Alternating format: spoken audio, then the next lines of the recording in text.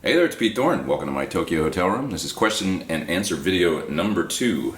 So let's get started. I've got Facebook in front of me here. I'm going to start where I left off. So Dominic Jacobs says, when will you do a song with Kanye West? Well, you know, Dominic, I wrote this track and I was really excited about it, and I sent it to Kanye and I was like, we should collaborate. This would be great. And I haven't heard anything back. And the song goes something like this. I think it's really good. Kanye, you know you're really fucking terrible. I saw your version of Bohemian Rhapsody. It really sounded like shit. And that's all I had, but I thought, that's really good. And I put it down and I sent it to him, and I haven't heard back, but I'm hoping if he knows what's good for him, he'll contact me soon. So, thanks for that question, Dominic. Let's see. James Screamnut said, what's your songwriting process? I actually kind of addressed that in the last video. Seth Dominic says, if you could hand a 13-year-old kid 5 rock albums they absolutely must know about, what would they be? I actually answered this question with my buddy Lauren Gold at the studio yesterday and filmed it there, so here we go. I'm going to cut to that now. Famed. Alright, I'm here with my buddy Lauren Gold. Hey Pete. Lauren plays with The Who. A little band called The Who you might have heard of. Don't we tell anybody I'm here? So, somebody named Seth asked, if I had to hand a 13-year-old kid the top 5 rock albums to listen to for inspiration, what would they be? I don't know. You pick one. What's one of your top 5 rock albums? You know, Who's Next is a big one for me. Picks the band that he plays with. I don't know why I would pick them. That's the first thing that came to mind. Not like employment insurance. Exactly. No, Who's Next? Good. Who's Next? It was always a big one for me. Anyways. That's I think that's excellent a good choice. one. First song I ever learned on the guitar was I Can't Explain. That's right. Yeah. You told me that. Very first song I ever learned on guitar. So, That's definitely. I think that's a big one. pretty much anything by The Who. Can't go wrong. Yeah. And AC/DC Back in Black, probably the most perfect rock album That's a great one. ever recorded. I actually liked Highway to Hell a lot. Highway to Hell. That was a big one. Let's pick for 2 me, AC/DC too. albums. Can we do that? Yeah. Highway to Hell, I actually liked even more. Highway to Hell, Back in Black. Who's next? Who's next? We need 2 more. How about the first Van Halen record? Van Halen 1. Always a solid Always a choice. good one. Absolutely. I'm a huge Van Halen fan, as you guys know. Maybe, let's go with the Beatles album for... Beatles, well, I mean, Rubber Soul for me. I was going to say Rubber Soul or Revolver. I was just talking Yeah. about this with somebody the other day. My favorite Beatles album. So if you got to pick only one, Rubber Soul or That would Revolver. be, if I had to pick one, that would be Rubber Soul would be my one. So those 5 That's a pretty good list. solid choices. 2 AC/DCs on there. Definitely. That's okay. That's okay. That's how much we love them. That's exactly it. So John Spangler asked, can you explain the proper way to hold the pick and correct form for alternate picking? He's trying to relearn the correct way and get rid of 30 years of bad habits. I don't know that I really do it, the right way. I just do it kind of how I do it. Some of the best pickers that I've seen are guys that anchor their fingers, or at least have a finger kind of floating on the face of the guitar, and I find that gives them, I would imagine, kind of, because I don't really do it, a frame of reference, like a home base, so to speak, so that say you're arpeggiating through chords, you can feel where you are. I notice players like Alex Lifeson do that, and certain other guys that seem to have good technique for arpeggiating through chords. I think Steve Morse might do it too. So, what do? Well, I kind of anchor my hand on the bridge back here. My hand sits there and my fingers tend to kind of curl under, like my pinky and stuff. And then the only thing really touching the guitar is kind of the palm of my hand.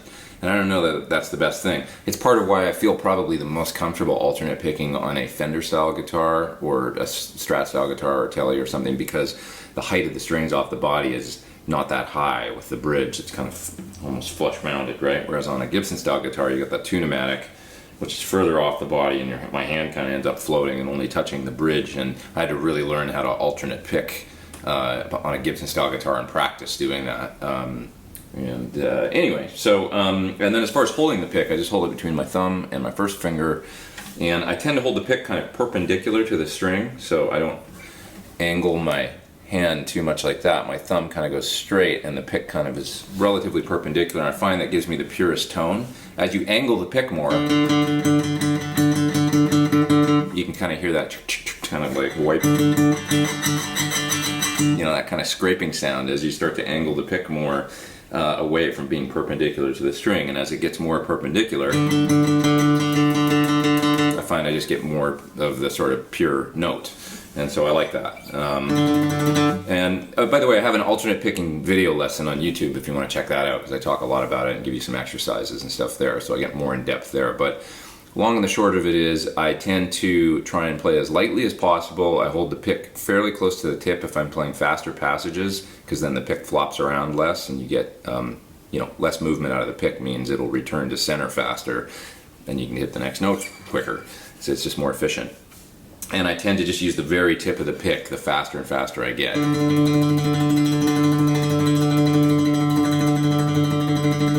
That kind of thing. Oops.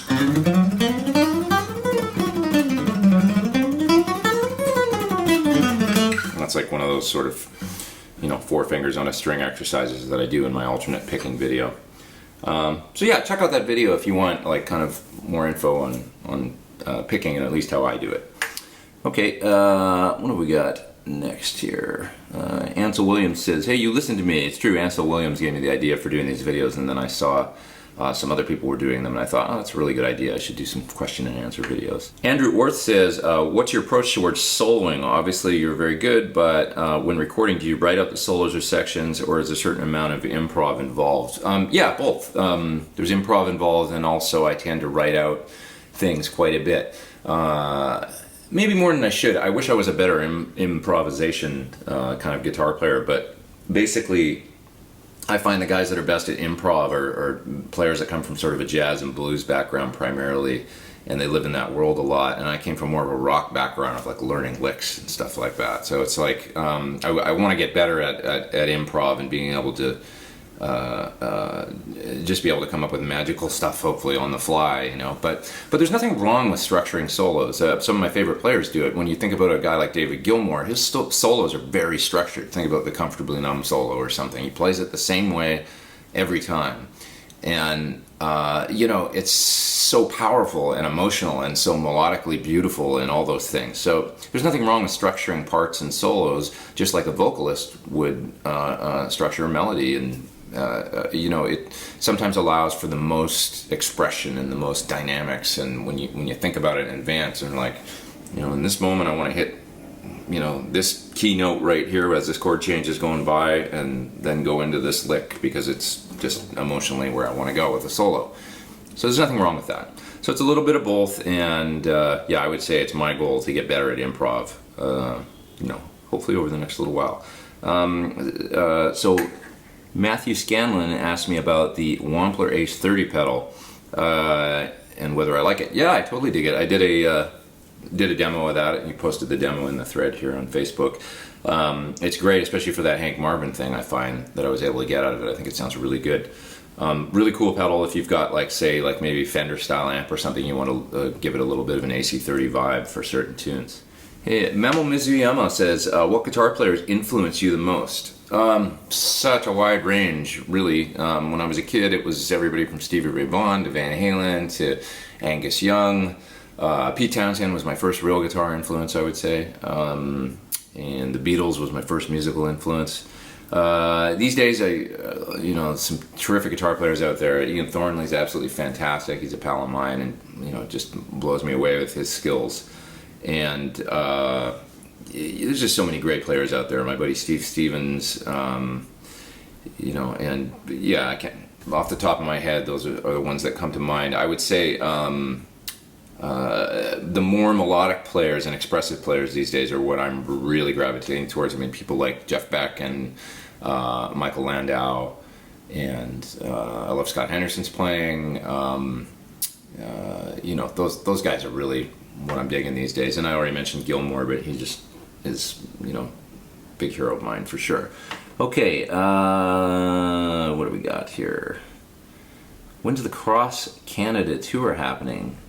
A fellow named Ryan says, I don't know, I'd love to do that. I actually did a really great Cross Canada tour with Melissa Etheridge in like 2011 or 12. It was in February, and it was like ridiculously cold, but we went from Vancouver all the way to St. John's.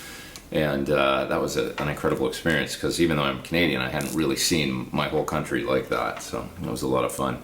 I'd love to do my own one of these days. A fellow named Carl says, in-ear monitors and guitar, how to use them properly without the luxury of a monitor engineer. That is really, really, really tough. Part of sort of a prerequisite for using in-ears for me is having a great monitor engineer and having a great mix, because in-ears for me are never thrilling. They're always, even at their best, they're just like, yeah, that sounds really good. I can hear everything perfectly clearly, and that makes me happy. But I'm never like overjoyed, or like, you know, I almost prefer having like a you know, loud and crazy and maybe not so good stage mix to having a really, really good in-ear mix, just because it's more exciting to play guitar that way. Part of the problem with in-ears is the guitar getting reduced down to that little, you know, microphone in front of a speaker, and that's what you hear right here is like a mono signal. That's just really difficult for me. One trick is I always have the monitor engineer add a bit of stereo room, like a little bit of reverb to my monitor mix, so it's not so mono and just a bummer. And I also run a stereo rig, and a big part of why I actually started using a stereo rig was because I hated the way that mono guitar sounded in in-ears. So it was really not so much for the sound out front, but it was more for my own enjoyment on stage. I wanted a little bit of stereo delay bouncing around and stuff like that sometimes, because that makes it so much more fun to listen to. So yeah, I would say if it's possible to like somehow, some guys have like a digital mixer or something like that on stage, and they'll get feed from, you know, the monitor console or whatever, and they'll kind of do their own mix on stage. That seems like a really cool idea to me. I've never done anything quite like that, but that might be helpful, you know, so you've got some control over your own mix on stage if you don't have a monitor engineer. I would say that's actually, like, if you don't have a monitor engineer, you better have at least a console that you can get to and kind of do your own mix on the fly, because otherwise you're going to be miserable. It's literally a situation where when you're playing live and the mix is wrong, and you can't tell somebody, like, I can't hear that hi-hat, I can see the guy playing it over there, but I need to lock in right now and I can't hear it because it's not loud enough in my mix, and you're kind of screwed. I mean, with these things stuck in your ears that are acting as earplugs, if you can't get that hi-hat in your mix when you need it, what do, you know? So it's a big problem without a proper monitor engineer, I would say. So having some control yourself would be a prerequisite, I would say, if you want to use them without a proper engineer. How do I put my drum tracks together? That's from Frank Curcio. I use Steven Slate drums a lot. Yeah, check it out. You just do a Google search or something for Steven Slate drums. You'll find their website. It's a killer drum instrument plugin that you can use standalone, I believe, but it works great within any digital audio workstation like Logic or Pro Tools or something. And it's got incredibly realistic drum sounds, comes with a library of drum grooves. You can always add more grooves to it, like MIDI grooves and things like that, and build drums and beats and parts like that. And yeah, it just works really, really well. So check out Steven Slate drums. I'm also using Logic Drummer a lot, which is a program that comes stock. It's a plugin that comes stock in Logic these days that just generates drum grooves, and it's got great sounds. It's really easy to use, great for songwriting. So check that out. Okay, last question for today. Let's see. William Penn says, how did you settle on the Sir product line? What drew you to session playing more than in a band? So 2 questions. First of all, Sir. Let me see. I'd heard a lot about Sir on the Internet Guitar forums, and I decided to just jump in and take a leap of faith and buy one of their guitars one day. I got it off of the gear page, actually, in their guitars forum. I bought it from a guy. It arrived across the country. It had come from Philadelphia, I think. I got it, took it out of the case in LA, and I started playing it. I was like, wow, this guitar plays beautifully. It sounds really good. It's really resonant. And I played it for about 45 minutes, and then I realized I hadn't even tuned it when I took it out of the case. It was still perfectly in tune all the way across the country, and it was still in tune after 45 minutes of me playing it. And that was before I had even plugged it in. And that's when I knew it was like, wow, this is an exceptional guitar. So that was my first introduction to Sir. I got really lucky buying a guitar secondhand. Then I think I was playing with Jewel or something at the time, and I remember buying a Badger 18 from them. I'd contacted them, and they said, yeah, we'll give you an artist deal. We've heard of you. And so they gave me a nice artist deal on an amp. And I drove out to check it out, and that's when I first met John. And the rest is history. We just became really, really good friends. And so it was this combination of the super quality gear combined with me becoming friends with him and loving his approach to how he does things and how he thinks, because he's such a freak about quality. He just wants everything, you know, he really, really cares. And I love that. I love attention to detail. I like really nice things, and I like things that work well and that are logically executed and built, and that just function really well. So it was just a perfect match, and I've just been really happy with the whole relationship. You know, and like I say, he's one of my best friends, and that just goes a long way. So it's kind of a sort of a no-brainer. It was a very natural sort of thing that just happened, me working closely with them, and I really enjoy it. Second question from William was, what drew you to session playing more than being in a band? Well, I was in many bands, you know, slagged it out. I'm here in Japan now. My first sort of foray and break into the music business was actually getting a Japanese record deal back in 1996 with a band that I was in. I worked so hard on that band. I mean, we wrote 50 songs, demoed 50 songs, slagged it out in the clubs in LA, tried to get a local, you know, like a US record deal, and that never happened. We ended up getting a Japanese record deal, and that was great, but, you know, that deal lasted, you know, a year or two or something, and then the band was over. I moved on to another band and another band over the years. You know, I've been in, I think, 5 bands with record deals, and, you know, you either make it big or you don't. You go on to the next thing, and at some point I realized, like, hey, I need to make some real money, because a lot of the times you get these record deals and people think, oh, you got a record deal, you've made it. But and the record business is totally different now, but even back then it was like, no, you haven't made it. You're just like getting like a loan, basically. You're going to make a record, and you're going to pay you maybe a little bit of a salary. You're going to go out on the road, you know, in a van with, you know, 5 or 6 or 7 dudes, and travel across country, maybe making $400 or $500 a week or something like that as like an allowance from the label, basically.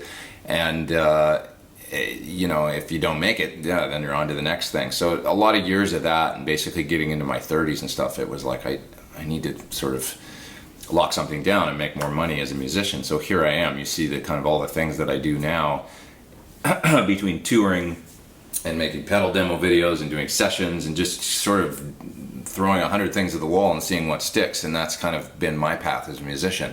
It's not like that for everybody, but that's the way it's been for me. And it works out, you know. Be versatile, and I also tell guys out there, you know, if you're in a band and the band doesn't work out, it's okay. Like, don't get devastated about it. You are not that band. That band does not equate your life and your career as a musician. People get so wrapped up in you know, whatever their current band is or their current situation, and things can go south. And it's like, you gotta just you know, pick up where you left off and move on to the next thing if things don't work out with whatever project that you're in. And that's kind of what I've done my whole life. And I had some good teachers and good mentors on that kind of stuff when I was younger, and it was really helpful for me. And so now maybe I can pass that on to some other people. You know, just hang in there and keep on going. All right, that's it for this video, and I'll do another one real soon. I'm Pete Thorn. Please hit subscribe if you haven't, and come back and see me real soon. All right, take it easy.